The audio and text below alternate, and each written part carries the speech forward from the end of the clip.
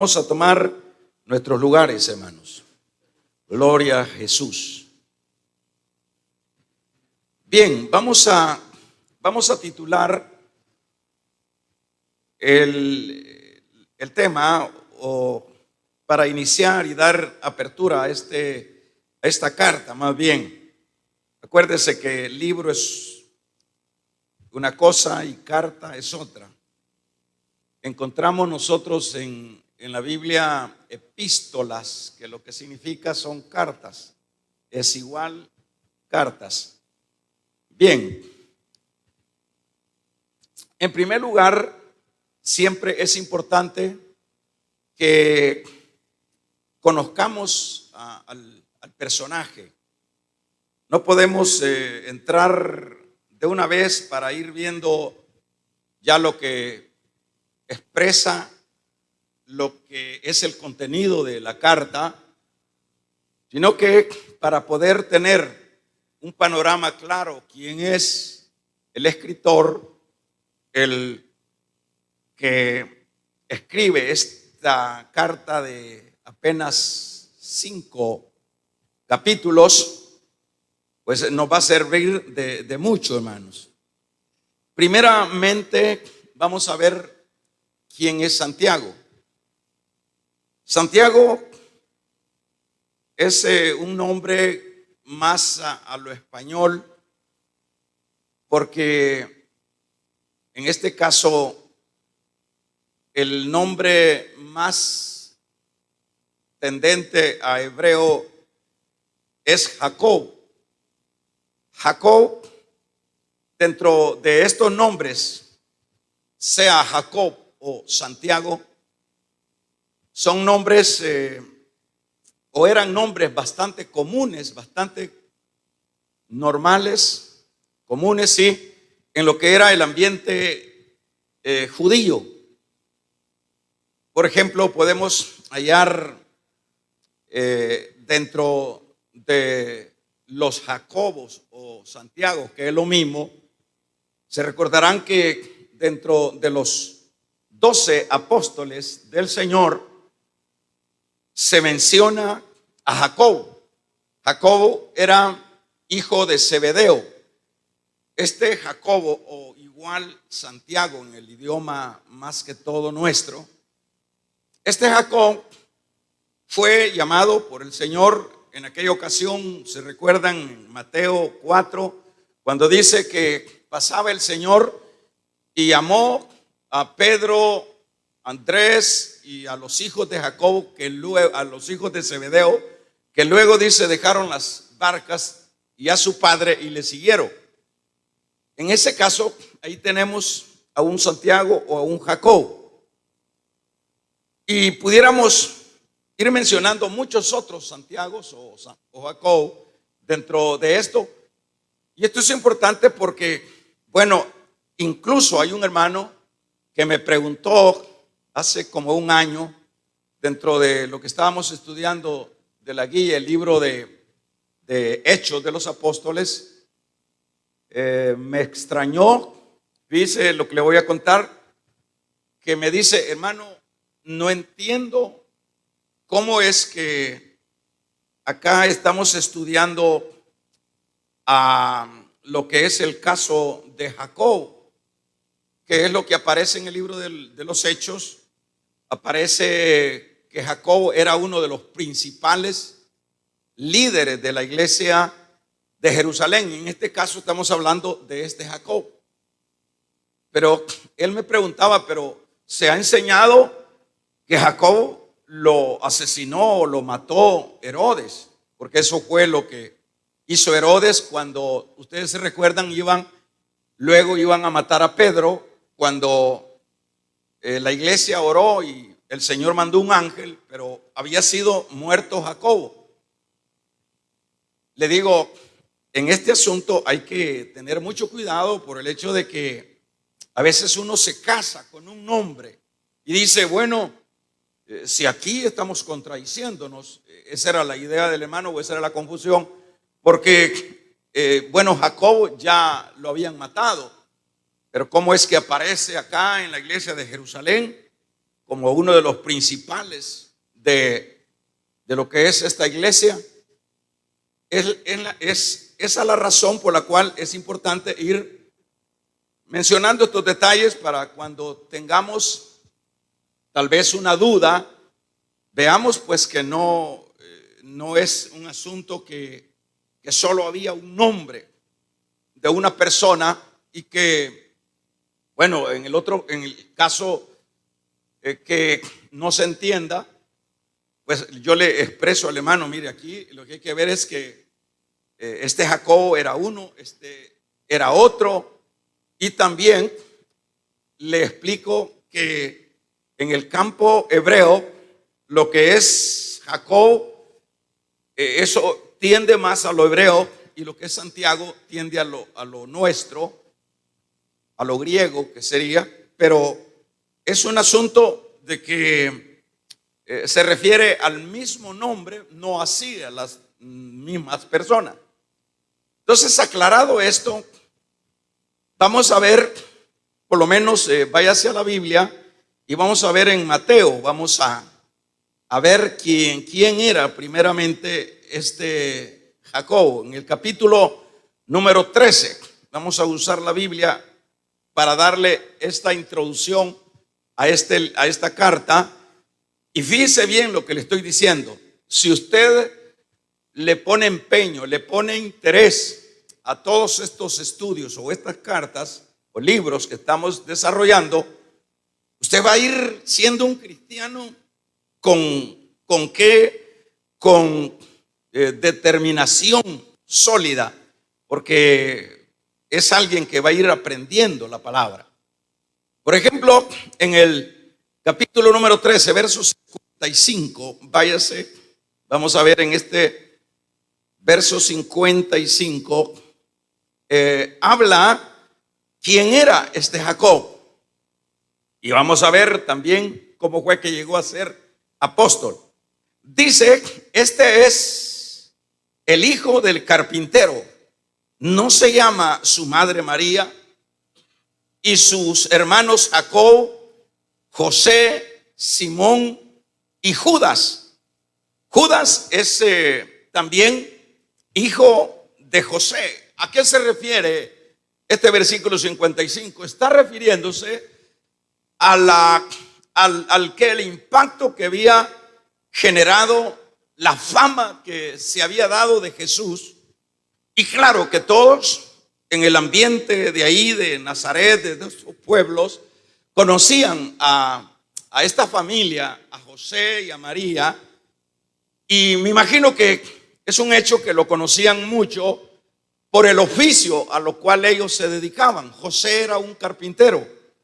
Y por supuesto, sin duda, Jesús era uno de los que le ayudaban al Señor antes de llegar él a desempeñar su ministerio, que su ministerio fue luego de que él cumplió 30 años y alcanzó su ministerio unos 3 años por ahí.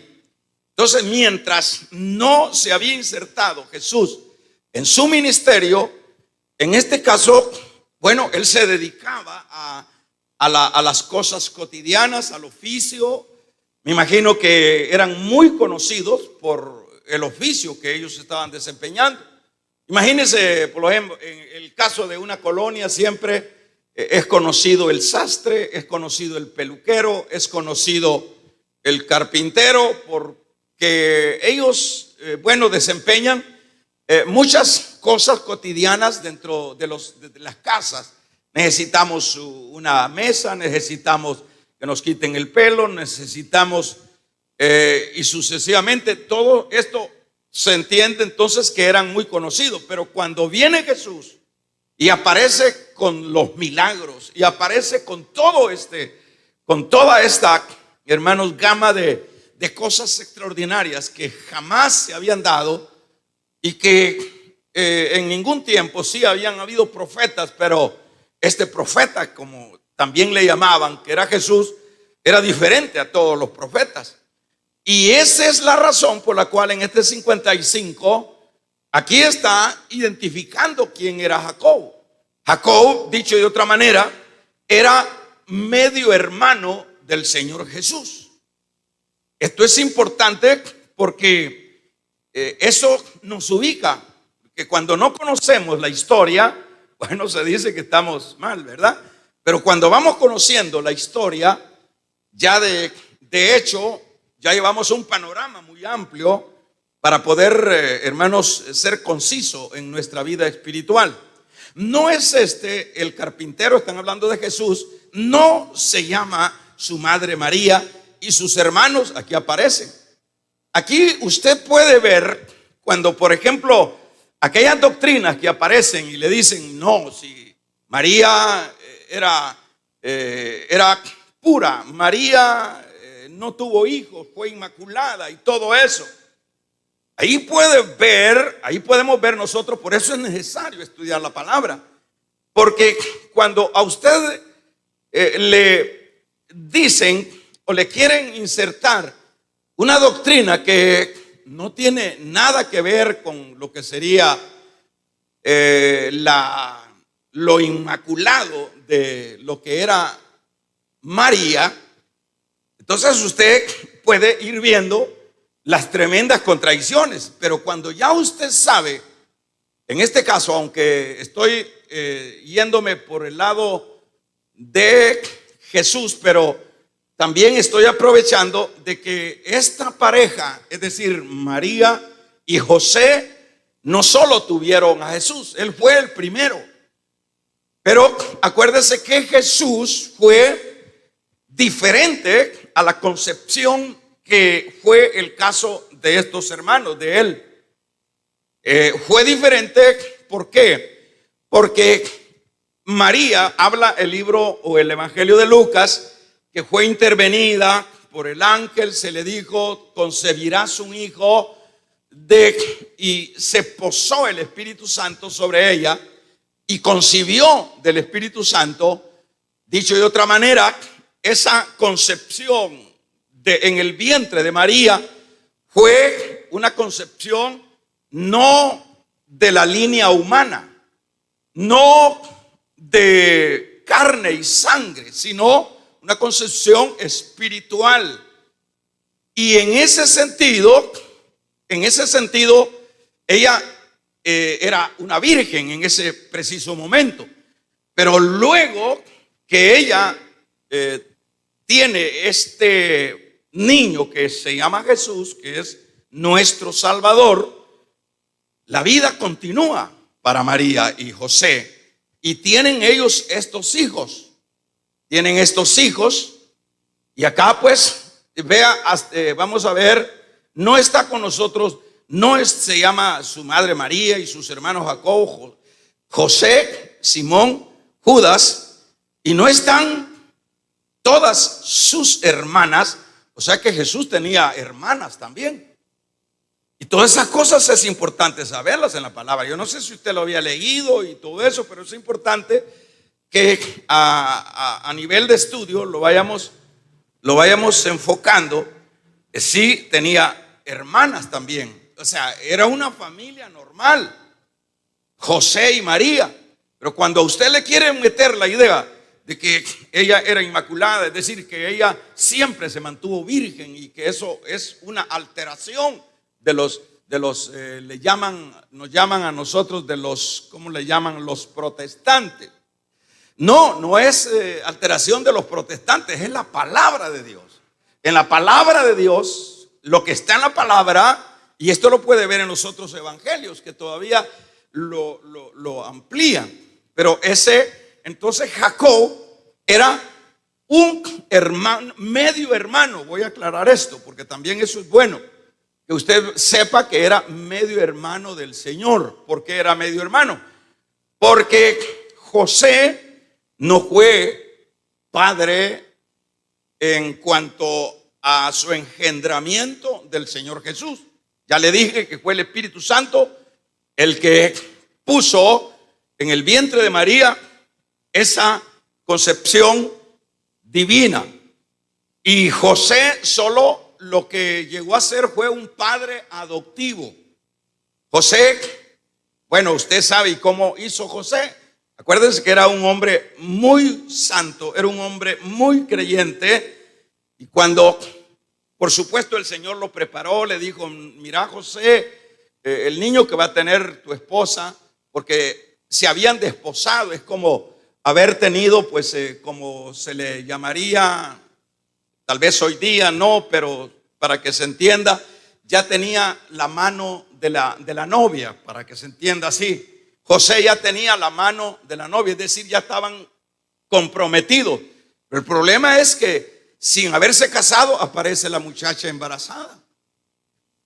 Y eso es lo que José tiene dificultad y quiere dejarla porque el que se supiera que María, aún sin haberse casado, había llegado a una situación de embarazo de eso, hermanos, corría peligro su vida, porque eran apedreadas las mujeres que hacían tal cosa. Entonces José, para evitar que su amada prometida, que no se habían casado todavía, no fuera a ser muerta, apedreada, silenciosamente él quiso irse mejor. Pero es ahí donde lo preparó el Señor. No le dijo: eso que tu novia tiene es del Espíritu Santo. Entonces él ya sabía. Esta familia pues la preparó el Señor. Y en ese trasfondo, José fue el padre adoptivo. Imagino que amó igual que a los demás hijos e hijas a este ser precioso, que él estaba muy consciente. Aunque yo quiero aclarar, no estaban ellos el 100% así como convencidos de que en verdad esa manifestación y que ese que iban a ser del Espíritu Santo era Dios. Como humanos, usted ve que siempre uno tiene, hermanos, las dudas.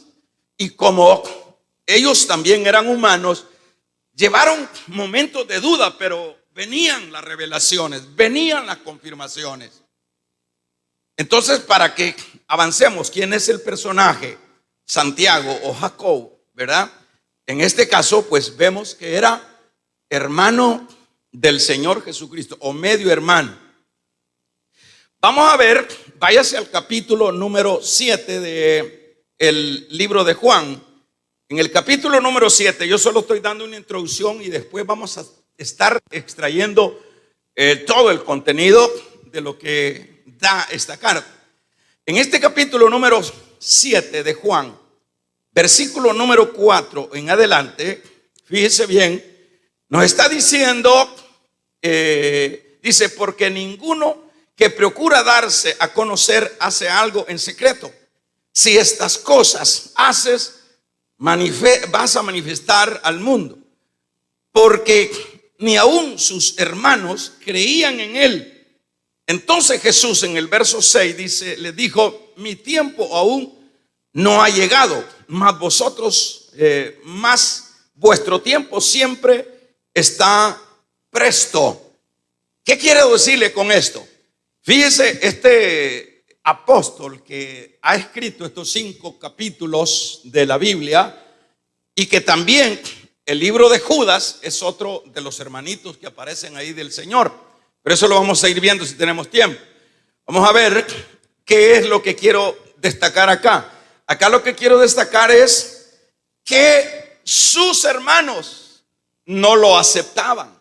Sus hermanos se burlaban de Jesús. Jacob, sus hermanos eran contrarios a la posición de Jesús.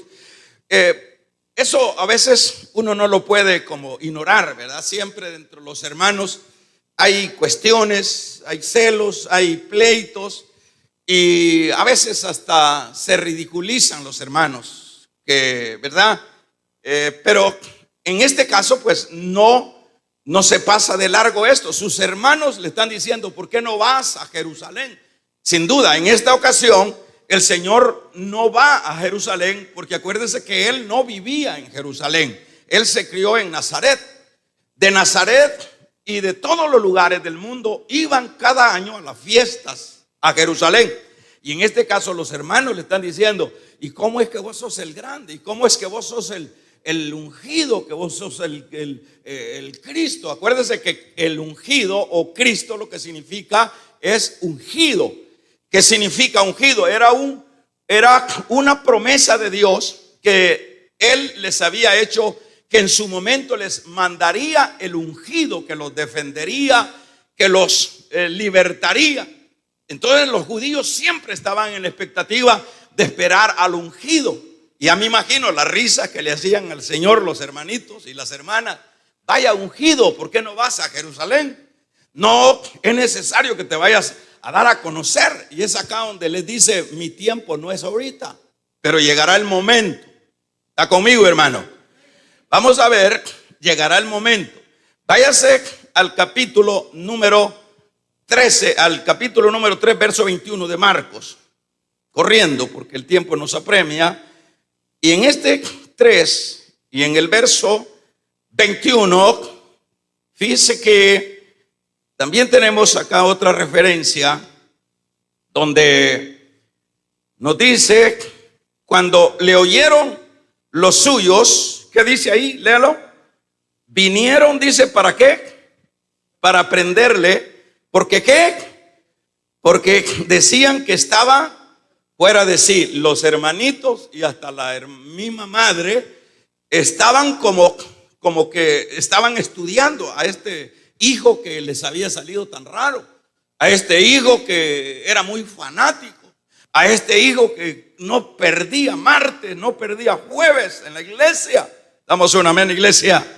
Porque siempre, hermanos, cuando hay una entrega, siempre somos señalados, siempre somos tildados que no estamos cabales, que no estamos en la horma que aparentemente pues todos tenemos que estar. Porque dentro de este accionar del Señor, hermanos, estaba, yo diría, ¿por qué no decirlo? No está en la horma, sino fuera de la horma común. Y es acá donde ellos piensan eso, y va la mamá y van las hermanas o los hermanos de Jesús. Aquí va el hermano Jacob, aquí va, y dice que fueron a buscarlo porque pensaban que estaba fuera de sí, que se había enloquecido, pues, porque cuando uno solo habla de Cristo, eso sucede. Cuando uno solo es hermanos, el tema ya no es tanta las cosas seculares, sino el tema de Dios. Siempre vamos a tener esta dificultad, ¿verdad? Entonces, aquí vemos, y esto pues sirve para aquellos que a veces nosotros no queremos que nos toquen un pelo. A veces la hermana se pone bien sentimental cuando el marido la ridiculiza, o viceversa, o los hijos a los padres, o los padres a los hijos. Pues aquí puede ver usted que el mismo Señor era ridiculizado, era tratado como demente, y llegaron porque pensaban que estaba fuera de sí. Amén. Entonces aquí vamos viendo parte de lo que es la actividad antes de convertirse de Jacob, el que escribe esta carta. Vamos a ver la conversión. Vamos a hablar en este caso de la conversión de Jacob. Lo que aparece aquí es precisamente ya alguien que se ha convertido y que por ende ha traído, o Dios mismo lo ha llevado a la inspiración para que sea alguien que deje dentro del cano divino. Acuérdense que yo le he dicho que cano significa una medida. Por ejemplo, estos 66 libros se le llama el cano. ¿Qué significa el cano? El cano lo que significa es que no cabe otro libro que no sea ese libro que da la medida de la continuación de la inspiración del Espíritu Santo. O sea que, por ejemplo, hay unas Biblias que traen 76, 72 libros, que es el libro de Tobías, que el libro de Revelaciones, que el libro de Judith, que el libro, todos. Si usted lee esos libros que están en una Biblia católica, Dios habla hoy también, y usted los lee esos libros, usted va a ver que no son inspirados. Si uno de hecho, desde el momento que empieza a leerlos, ve que no hay inspiración. Y los libros que son del cano, que es de la medida de la caña que mide los que iban a entrar, en este caso, es como la carta del Señor, la Biblia. Entonces, en este sentido, aparece este Santiago con una carta. Y esta carta, obviamente vamos a hablar antes de lo que es, previo tuvo que haber una conversión. ¿Y cómo es que se puede dar una conversión? Si estamos hablando de que ridiculizaban a su hermano. Estamos hablando de que creían que su hermano estaba fuera de sí. Estamos hablando que gran parte de ellos, de actitudes de ellos, eran completamente de incredulidad de su hermano. De veras que así lo consideraron. Pero aquí vemos ya lo que sería una conversión. Vamos a lo siguiente. ¿Cómo es que se logra esta conversión? Y esto va para todos. Fíjense que la conversión, hermanos, ¿cómo sería para el Señor ver la oposición de su misma casa? Por eso es que Él dice en su palabra, dice, yo no he traído, dice, paz, sino que he traído, dice, disensión. No he traído, sino fuego he traído, dice, porque a partir de hoy, es decir, a partir de su sincronización en su ministerio, dice, dos estarán divididos en la casa, la suegra contra la nuera, y sucesivamente el hijo contra el hijo. Es decir, eso es lo que estaba sucediendo en la familia del Señor Jesús. Pero, hermanos, ¿cómo se puede tener paciencia? ¿Cómo se puede, logra esto el Señor? ¿Cómo se sentiría cuando lo ridiculizaban? Bueno, lo que quiero decirle es que es acá donde necesitamos la paciencia, es acá donde necesitamos la perseverancia. Vamos a encontrar oposiciones, usted va a encontrar oposiciones, tal vez la joven de su padre, de su madre, y va a encontrar oposiciones porque ellos no profesan su fe, van con sus amigos, porque es normal. ¿Y qué pasa? Y ahora ya vas a la iglesia y ahora te hiciste loca, ahora te hiciste loco. Disfrutar la vida. Y todas esas palabras son palabras peligrosas si uno no tiene buenos frenos, hermano. O bueno, voy a decir en términos bíblicos, dominio propio. Entonces, cuando no hay ese dominio propio, uno se puede ir por las palabras que le dice el vago aquel, que le dice aquel medio sancochado o media sancochada. Dice que vas a andar buscando mucha iglesia y que tenés en la iglesia. Entonces no podemos caer en lo que es estigmatizar, el señalar y decir estos son hostiles, estos me caen mal. No, hay que tener paciencia. Damos un amén. Acuérdese, hermanos, que en esto juega la vida o la muerte, para verlo en ese campo. ¿En qué sentido? Me dice usted. La paciencia tenemos que implementarla en los que nos ridiculizan. La paciencia tenemos que implementarla en esa esposa que no es creyente, en ese esposo que no es creyente, en esos hijos, si usted lo es. Aquí tenemos un gran ejemplo, nada menos, del Cristo de la gloria. Amén. Porque les tuvo paciencia a sus hermanos y sin duda vivía orando para que su padre los tocara.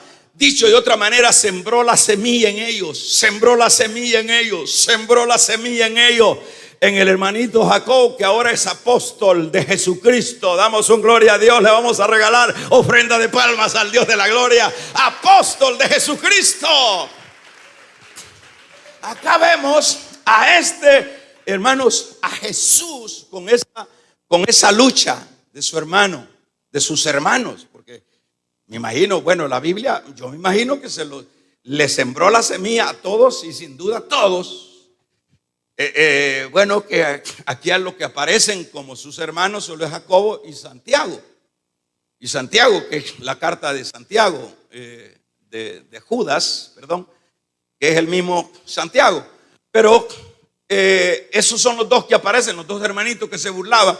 Pero no hay otra cosa que él sembró la semilla, sembró la semilla, sembró la semilla. ¿Por qué se tuvo esa paciencia? ¿Por qué no reventó? ¿Por qué? Porque uno debe de saber esto. Óigalo. Usted debe saber que si sus hijos no están en la sintonía de la fe, si la esposa, el esposo, si el amigo, si los compañeros de estudio, usted debe de saber, y yo debemos de saber, que esos, el día que se les pare el corazón, el día que dejen de vivir, ese día no van para el cielo, señores. Ese día van para la condenación eterna, porque la Biblia dice que la paga del pecado es la muerte, mas la dádiva de Dios es vida eterna en Cristo Jesús.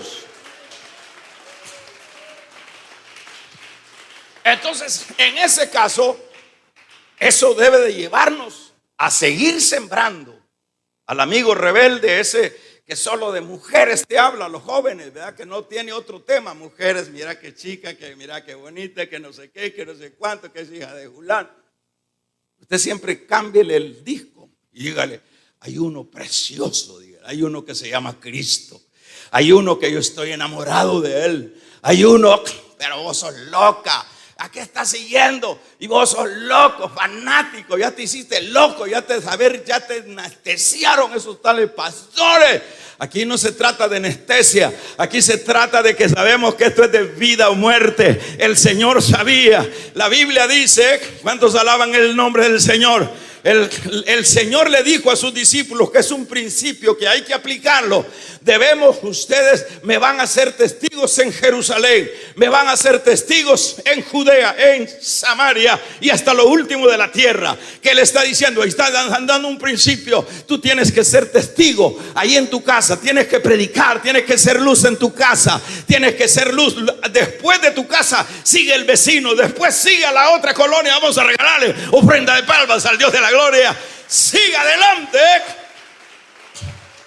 Y ese es el principio que aprendemos del Señor. ¿En qué sentido aprendemos del Señor? Se ganó a sus hermanos rebeldes, se ganó a sus hermanos inconversos, le sembró la semilla y decía, va a cosechar, va a cosechar. ¿Por qué se empeña? Porque de lo contrario, el que se muere sin Cristo, eso es un fraude, por decirlo en ese término político. Es fraude que le diga los que acompañan a esa vela que se fue a descansar y que ya pasó de las penas acá y que se fue a descansar. Fraude de los hombres, fraude espiritual, hermanos. No hay cielo para los pecadores, no hay cielo, hermanos, para los malos de esta tierra. El cielo es para aquellos que vinieron a Cristo a lavar sus pecados y que, hermanos, caminaron por la fe en medio de las tragedias y de las batallas de la vida y que se mantuvieron firmes.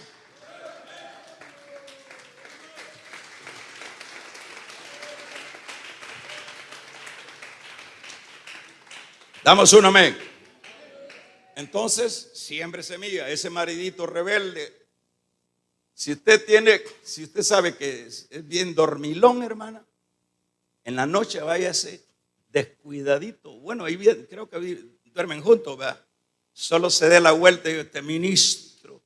Vas a ser un diácono del Señor. Y si es la mujer rebelde, te ministro en el nombre del Señor.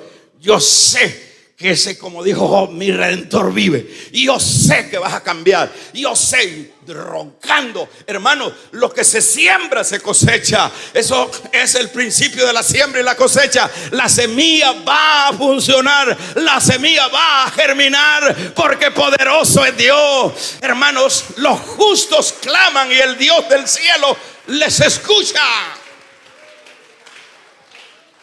Por ejemplo, si usted tiene su mamá que es inconversa, tiene alguna religión, igual, inconversa, luche. Aquí nos está dando un mensaje el Señor. Luche. Esa suegra que todavía hace la prueba del puro, luche por esa suegra hasta, hermanos, porque usted dice, si me muero, mire qué precioso. Yo estaba viendo a William acá. hermanos, cuáles eran las súplicas de su mamá. Hermanos, tremendo. Esa hermana, la sierva esta, fue una mujer de entrega, de oración, buscando hermanos, la bendición de su familia. Aquí están los frutos. Es que en Dios no se pierde. Dios escucha. Vamos a regalarle la ofrenda de palmas al Dios de la gloria. En Dios hay victoria. Aun cuando muchos nos toca partir, les tocó partir, como en el caso del Señor, pero dejó la semilla. Y luego no sé cómo, qué pasó. Había que preguntarle a Santiago cuando lleguemos allá, hermano. Bueno, hermano, ¿y qué te pasó? ¿Y no eras tú el que ridiculizabas al Señor? ¿Y no eras tú el que decías que estaba demente tu hermano? ¿Y qué fue lo que cambió? ¿Qué fue? La semilla. La semilla. Siempre. Por eso es que, por ejemplo, la epístola de Santiago tiene, vamos a ver, tiene, por decir algo, 3 componentes fuertes. La epístola de Santiago, por ejemplo, habla de la lengua. Esa epístola no es tan favorita, no es tan como apetecible el contenido de esta epístola, de esta carta. Habla de ovacionar a los ricos. Habla de que la fe debe de ir acompañada con el ejemplo. Es decir, esta epístola es brava. Esta epístola no es tan suave. Por eso la vamos a ir viendo ya detenidamente. Pero eso es lo que nosotros estamos viendo acá. ¿Cómo fue que la semilla? Ahora escribe esta carta. Escribe. Y es, como decía, una carta práctica que trata cosas impopulares. Lengua, ¿a quién le gusta? Yo una vez puse una rotulito, mandé a hacer unos rotulitos ahí de la lengua, agarrando los versículos de Santiago, que la lengua es todo lo que es. Varios hermanos me dijeron, qué feo eso, arranque eso. No les guste, como que era una cosa de uno, que uno es el que anda viendo por algún lengón. No, por eso es que esta carta no crea que es tan fácil de asimilarla, de recibirla. Porque si usted lee lo de la lengua, y por eso es que es una carta que no es que es más bien popular. Porque habla de los ricos, eso lo vamos a ver más adelante. Que el rico en la iglesia viene y el pastor es el que le da la primera sí al rico de la iglesia, porque ahí hay pisto y porque ahí, y al otro lo deja allá en el parqueo. Dice, a ese no tiene COVID, dice, a ese no lo metan acá, dice. Amén, iglesia. Pero si es el rico, aunque traiga COVID, pase adelante, don rico. Eso es lo que dice en el trabajo. Vamos a regalarle ofrenda de palma al Dios de la gloria, hermano. Es preciosa la carta de Santiago. Y habla con respecto a que la fe debe de ir coadyuvada con la acción. 3 aspectos por lo menos. Ahora, para ir cerrando, la aceptación. La aceptación. ¿Qué significa la aceptación? La aceptación de Santiago, de esta carta, fue una batalla de años. Se cree que esta es la primera carta del libro del Testamento, que es el primer escrito neotestamentario. Se cree que esa es la primera carta.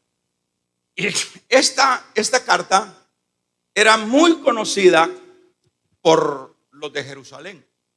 Era muy conocida por el hecho de que se cree que Santiago tenía una gran reputación luego de que se haya convertido.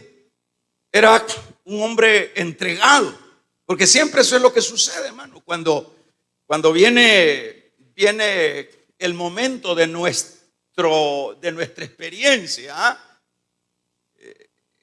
lo que sucede es un cambio loco, un brusco cambio. Eso es lo que sucede. Lo vemos en el caso de Pablo. Yo decía un día de esto, si Pablo le aparece el mismo Señor. ¿Y a cuántos le aparece el Señor, hermanos?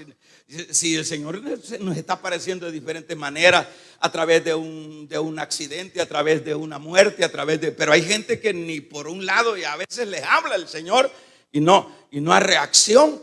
Pero en este caso que estamos mencionando acá,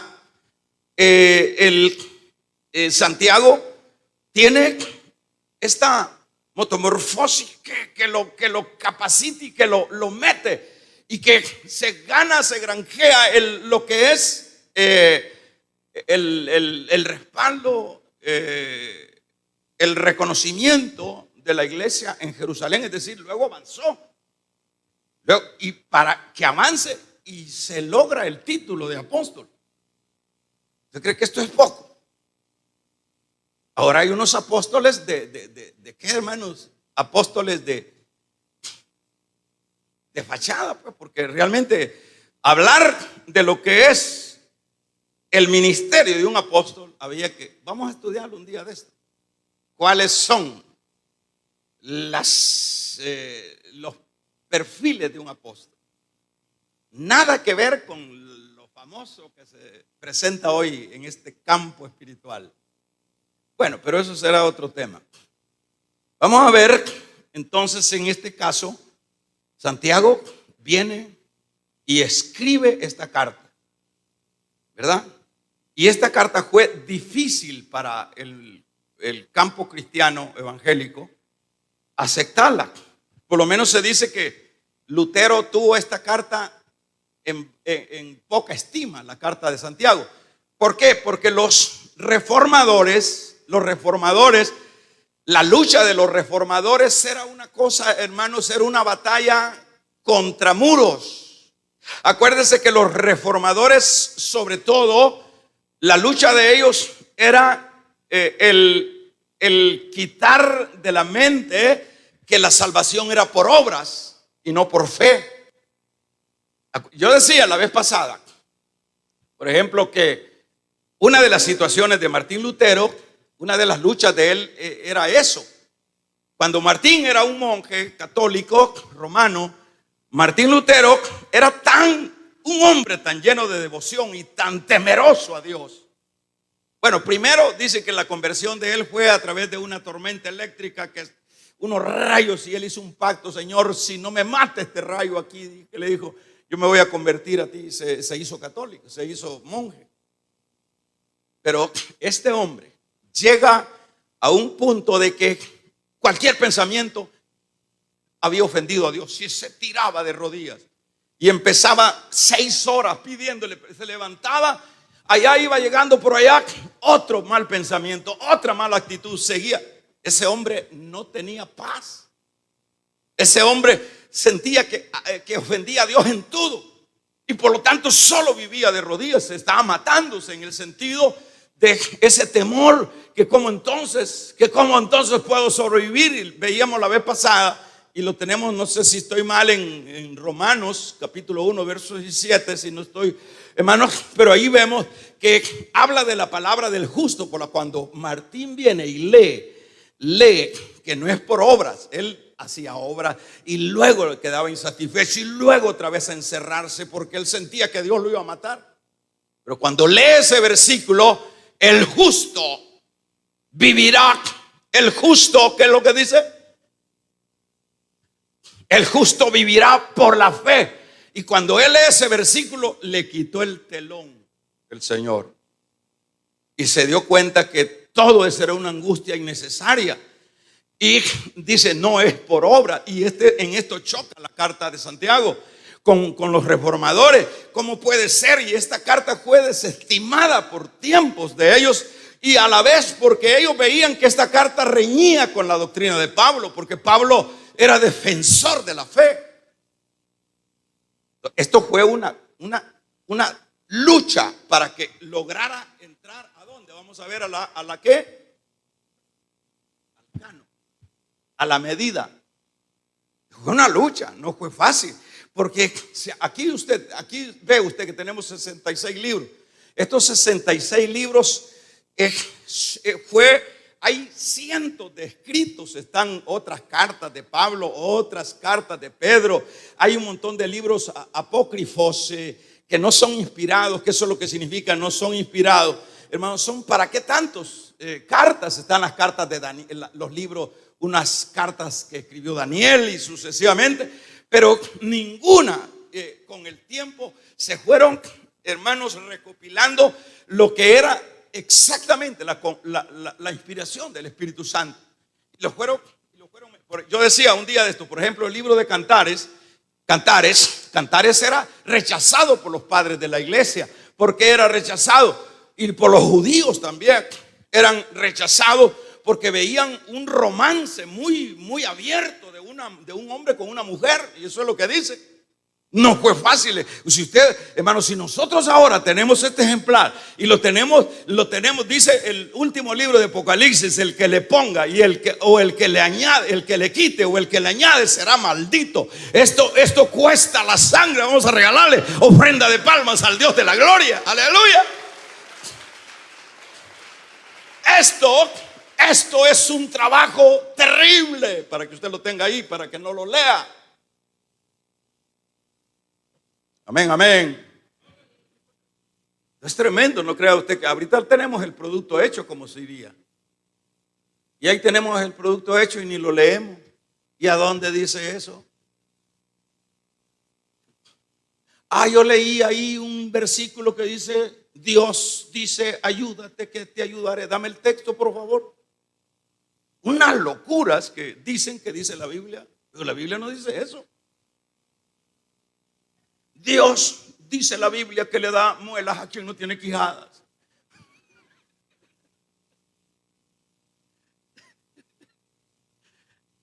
Deme el texto. Entonces acá lo que vemos, hermanos, vemos es que esto no fue fácil, la aceptación de esta carta. Pero como era carta que tenía que estar en el canon y que era sin esta carta no estuviera completo el canon, y sin esta carta no estuviera completa la enseñanza de la gracia. ¿Por qué? Porque lo que pasa es que después, en las luchas, en los concilios que se agarraban, porque se agarraban, Martín Lutero tenía un contemporáneo de él, Zwingli. Ese era malo, ese reformador era malo, hasta mataba gente porque le contradijeran que había que meter, hermanos, obras a la fe. Eran batallas, y ahora nosotros no sabemos mucho de estas cosas, pero es necesario estudiar la historia. Entonces, en este caso, para Martín Lutero, en la carta de Santiago que habla, pero cuando van entendiendo y por el Espíritu los lleva y los guía, que Santiago no está hablando de que hay que hacer obras. Santiago está, pero tremendamente, cuando él dice, bueno, vos sos cristiano. Sí. Va. Entonces mostrame tus obras. Y está bien práctico. Porque a veces creemos que como cristianos, ya no tenemos obra. ¿Cómo que no vamos a tener obra? Pero las obras que nosotros vamos a desempeñar en la vida son obras que son el resultado de nuestra conversión.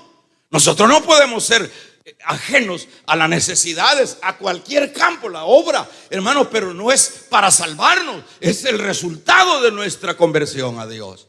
Entonces, por eso es que dice, muéstrame tus obras y yo te mostraré mi fe. Y lo compara con Abraham. Abraham, yo te amo, Dios. Bueno, muéstrame tus obras. Y Abraham le muestra la obra de que le da a su hijo. Ahí sí que pega. Entonces le dijo el Señor la fe. Vamos a regalarle ofrenda de palma al Dios de la gloria. Ahí sí, pues, ahí sí funciona. Entonces, no era fácil esto. Y concluimos, vamos a ver.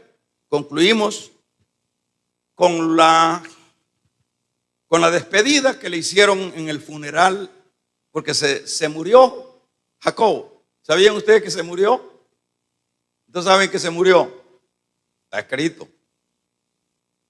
Jacob, el escritor judío Josefo, esa es una obra que habla de la guerra, son 2 tomos. Jacobo, Josefo habla, hermano, cuando uno lee esa obra,